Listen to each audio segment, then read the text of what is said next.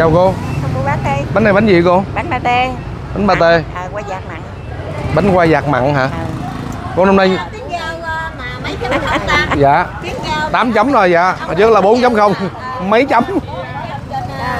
Lên kênh dạ. quay ra mày đưa lên cái ta kiếm mua bánh ta làm không có nổi à. Trời ơi, đi bán mà sợ người ta mua quá bán không nổi. Gì bao nhiêu tuổi? Tắm 70 chưa? Em đón rồi. Đáng chắc chừng 7 mấy à? 7 mấy. Chắc 77. Giá nào cũng bán giá nào cũng được chứ bà. Nhưng mà cái bánh này là gì làm hả? Làm khuya 3 giờ thức gì làm. Ồ, khuya giờ thức dậy làm đi bán luôn. Mà một cái bánh gì bán nhiêu? 15 ngàn hả? Gác nhồi bột đi, ổng rau mà ổng rau. Vô quảng cáo cho bà. Trời ơi ngon quá nè. Con xin phép qua đây đó. Mình nhìn cái da bánh thôi là biết ngon rồi. Đó, cái bánh này gọi là bánh quay vạc hả? Hay là gọi bánh xếp? Bánh xếp cũng được. Bánh xếp, bánh pate xô. Bánh atiso. Nhân mặn, bánh pate xô nhân mặn. Kính thưa quý vị. Con ta nó nhìn nó ở mà cái gì? An Giang nè, Cần Thơ nè. 78 tuổi. Đó mình đoán xếp xung xíu dính luôn thấy không? Dì tên gì vậy? Tên Nguyễn Ngọc Ánh. Dì thứ mấy? Dì thứ tư. Dạ dì Tư Ánh ở tại chợ phường 7 thành phố Cà Mau. Mình hôm nay mình đang đi làm thị trường ở đây thì tình cờ phát hiện dì. Rồi kế bên cũng có luôn một cái xe xôi. Lo đi bán đi nha, đừng có lo tập trung, lo đứng đây dòm tôi mệt quá. Đó đi dạ anh kia kìa, tại tiệm nước quá trời kìa. Dạ nói đùa thôi mà thật sự là bữa nay đi về là cũng có một công hai chuyện, là cũng đi tìm nhân vật tiếng Rao. Rồi mình thấy dì Tư Ánh đang ngồi ở đây. Chắc là mình phải ăn thử cái bánh để mình giới thiệu với các bạn là nó ngon như thế nào. Dạ, cho con một cái đi.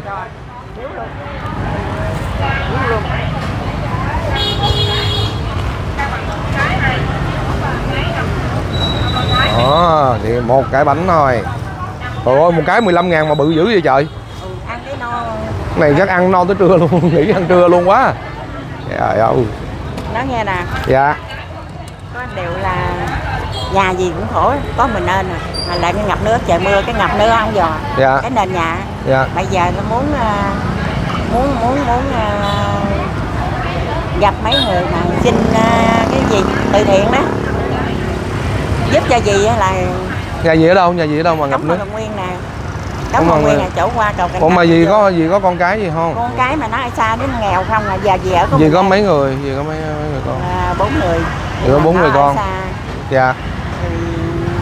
Khi nào cô hết tiền là cô điện nó xin là vài 300. Dạ. Khi không có thì nó nói thiệt với em không có 15 ngàn, hết gạo hết tiền không có 15 ngàn để mua ký gạo. Dạ. Nhưng mà giờ ăn thì gì bán là gì kiếm ăn được rồi. Dạ. Nhưng mà cái nền nhà không thể nào bồi được. Lát cát thôi. Ủa vậy là cái nền nhà của gì là nhà ngập bốn bên ta cao hết, tại nó làm lộ Nguyễn Việt Hồng đó. Dạ. Là nó biết cái đường nước. Nhưng mà nhà bự không? Nhà không có, bề dài nó 6 thước, ngang 4 thước hả? Cũng nhà nước cho Tình Nghĩa đó. Mà giờ gì đâu có đất nhiều đâu mà. Ủa mà sao gì không ở với con tự nhiên giờ gì đi? Cái này tại mồ mả ông già mà già ở đó. Rồi thành ra cái bàn thờ ở đó nó gì không. Gì có mấy người con? 4 đứa. 4 đứa mà ở tứ tán hết. Tứ tán hết ở Tây Ninh rồi. Mà đứa nào cũng nghèo. Đứa nào cũng nghèo, chạy xe ôm là giờ em biết rồi đó, xe ôm rồi không đủ nuôi vợ nuôi con. Rồi thành ra giờ. Dạ, cái bánh này rất là lạ nè. Mà dì tự làm luôn. Tự làm đó. Là mấy giờ dì thức dậy? 3 giờ. 3 giờ làm tới mấy giờ? Tới 7 giờ mới xong. Rồi xong đi bán, đi bán. Rồi. Bữa nay hơi chậm đó, có bữa bán tới 9 giờ đã hết rồi. Ồ.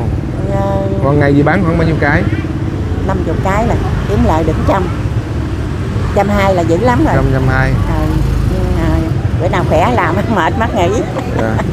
7 mấy mà thấy gì có bệnh gì không? Thấy cái tay run run vậy? Nó tê tự trên này. Dạ, dạ. Không biết thế nào. Mà tiểu đường nè, thoát gì để niệm nè. Rồi huyết áp lên cao nè. Dạ. Không. 6 tháng rồi nó hạ đường huyết hoài. Nó hạ cái nó muốn xỉu, nó muốn. Cái gì đâu biết con phải không? Không, sao biết được. Là gì bên đây biết nè, đó gì. Đây ở đây làm tiếng Rao được không? Làm giúp cho tiếng Rao cho một tập cho dì Tư được. Được, mà gạo bá chiên nổi. Sao bá chiên không nổi hả? Làm gì làm cực. Dạ chiên. Cực lắm, thằng Liêm làm cực lắm, nhồi bột thì cán 20 cái mới gói được cái bánh. Một ngày là bán nãy gì nói bán nhiêu không? 50 cái hả? 50 cái 15.000, tính ra là nếu bán hết là 750. 750 lời trừ vốn đi là còn 120. Mà bán cái bánh vậy bởi không lời phải rồi, 15.000 gì mà nó bự quá cho bự nè. Để bán gì mình mới bán mau hết, mắc quá ai không? Trong đó có 2 cái trứng cút, mà cái nhân gì làm ngon lắm.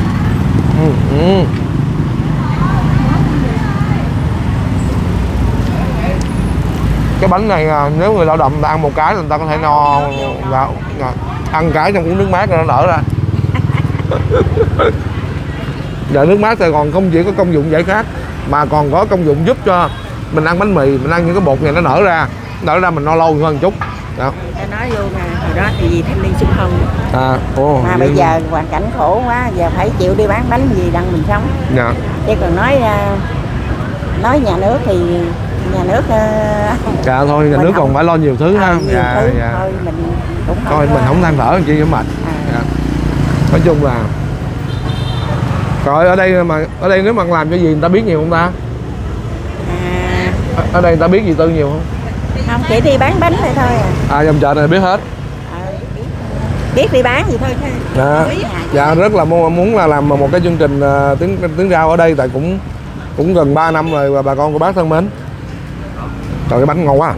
Ăn táo nhân này, táo nhân mà mới ngon nữa. Ngon không? Ngon lắm. Làm cái bánh gì hơi nhỏ, hơi ra lại. Chị Tư đứng ngay ngã tư đường Nguyễn Thái Học với lại Phan Bội Châu, thành phố Cà Mau. Dạ, cái bánh này bự quá hả? Biết ông này dữ dằn lắm rồi biết không? Ông này với Thiên Dừa nghe về nhắc đấy bà muốn thôi nhắc Thiên Dừa hả? Thiên Dừa có xuống đây chưa? Chưa xuống. Dừa. Coi trên mạng gặp nó hoài là đều không biết. Mấy là ngày. Dạ cũng xuống rồi trước cái đây mấy năm á. 3 năm rồi mà xuống bà con vẫn nhớ mình. Hồi xưa làm cái tập tàu hũ cho bà ngoại á, 88 tuổi. Bánh em. Mấy cái không? 2 cái. Rồi, dạ. 2 cái 30. Dùm ơn đứng đây ăn rồi ra cho bà cho bà hết rồi bác ngồi đây ngồi. Ai bánh atiso không? Bánh patiso mà dì Tư nói là bánh atiso. Patiso à? Patiso. Patiso. Thì nói đại vậy ta. Con hay mua ở đây lắm hả? Hay mua ủng hộ bà Tư hả? Dạ được. Rồi cảm ơn con. Nó ăn được nó biết ra. Rồi cảm ơn con nha.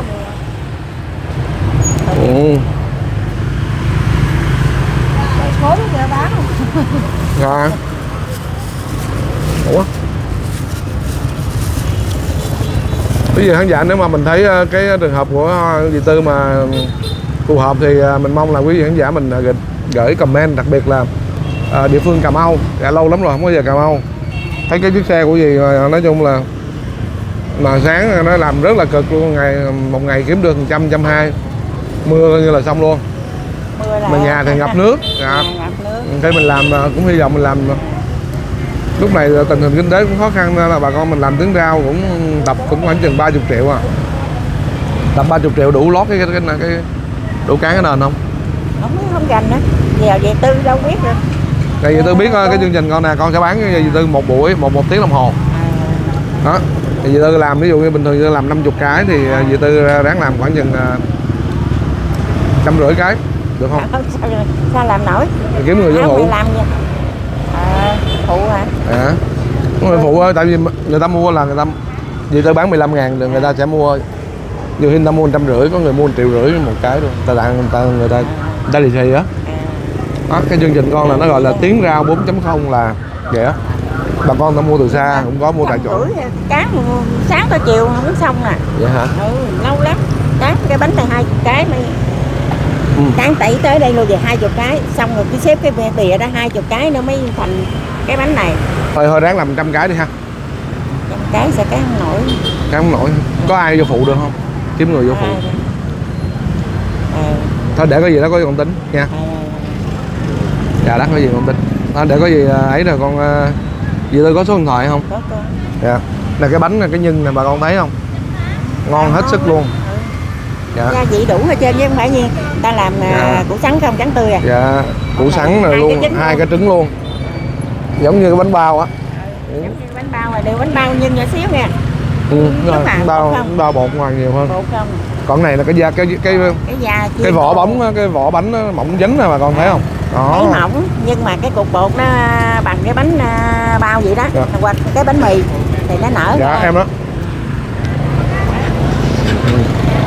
Cái em này đó bụng ăn đi, đứa cái được không? Dạ. Mới ăn xong á. Vậy đó hả? Con cũng mới ăn xong mà thấy ngon quá, ăn luôn. Ăn cho bà con biết nè, ngon. Rồi trong lúc mà ngon thiệt phải không? dạ ngon. Vì nêm đâu đó là đàng hoàng phải vậy. Cái ăn rất là vừa miệng luôn, cái nhân nó vừa đủ vừa bằng. Trong đây có nấm mèo nè. Có cải đỏ. Có củ cải đỏ nè, có củ sắn nè, có rất là nhiều thứ luôn. Hành, tiêu, tỏi đầy đủ, không thiếu vậy. Rất là nhiều vị. Ăn này nói chứ ăn này bổ nó đủ vị nè. Dạ. Thật có ăn này xong uống nước vô là ngon. Nước vô no. Tại sáng chị thức khuya cái hơi sốt ruột cái chị ăn cái à. Dạ. Nãy giờ quậy cái cà phê đem đeo. Đó uống vị cái nào. Rồi xong rồi bán xong rồi tới khoảng tầm trưa là về. Về rồi xong đi chợ hả? Đi chợ chuẩn bị đồ cho tôi cho ngày hôm sau. Sẵn đây mua luôn cũng được, mà không á chiều gì đi. Đi ra mua củ sắn nè, nấm mèo nè, củ cải đỏ nè, hành. Rồi về cái chiều là gì làm giấc tối nè, tối phải gọt củ sắn nè, sắc hành nè, rồi sắc nấm mèo nè, luộc chín rút lột nè, để tủ lạnh. Xong sáng thức dậy là nhồi cục bột trước, rồi sau đó là mới rửa củ sắn bào. Củ sắn gọt thì để vậy chứ không có rửa liền, mà để sáng mới rửa, chứ rửa liền nó hư. Thành ra sáng mới rửa. Dạ. Rồi mới bào.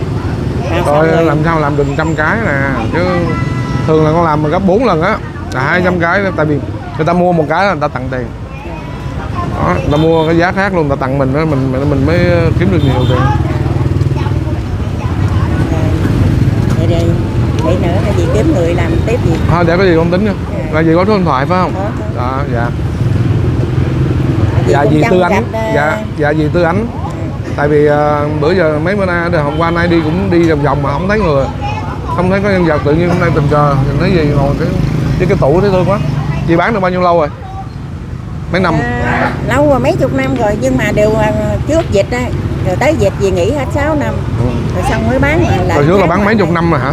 Bán hồi đó ở trên Cần Thơ á, phường Xuân Khánh á. Về ở trên đó. Không có về đây. Về đây ông già ông mất mới trở về đây rồi, không ai. Ông già là ông xã hả? Không, ông già gì á. Ủa là cái này từ đời ông già luôn á hả? Không, ông già không có làm, gì làm. Đi bộ đội mà đâu có làm, rồi xong về rồi mới. Ông xã gì làm sao? Xã thì tại vì cũng hơi lâu rồi, lâu có 40 năm rồi. 5 đứa con gì nuôi hết. 5 người con gì nuôi hết. Mua gánh bán bưng vậy là nuôi hết.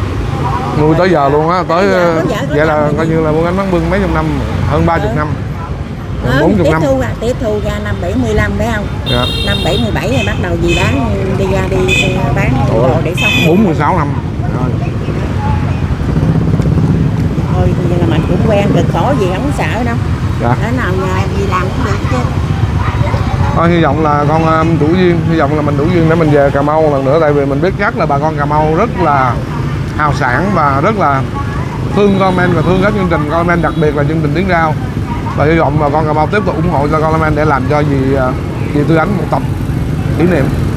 Tại vì năm nay là cũng gần 80 là U80, nay 77 gần 80 là 8 rồi.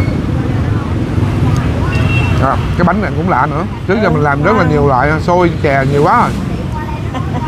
Nhưng mà ăn vẫn ngon như dạ, thường. vẫn ngon như thường. Bởi vì dì làm ra dì bán được lắm. Có bữa nay dì thức trễ nè, rồi cái sao mà cũng hơi chậm mấy con nè. Chứ 9 giờ gì hết rồi. 15 ngàn, chỉ có 15 ngàn. Thôi đang gửi tiền nha. Thôi tặng luôn chứ. Thôi, trời tặng đi. Đây là con tặng gì một lốc nước nè. Trời ơi. Tặng nước. Còn tiền trả riêng. Tiền trả riêng. Dạ. Xin chào và hẹn gặp lại quý khán giả nha. Rất mong quay trở lại sớm, quay trở lại Cà Mau trước Tết để giúp cho dì có một cái nền nhà cho nó khô ráo mà nó tươm tất, để mà dì coi như là cũng an hưởng tuổi già một chút xíu.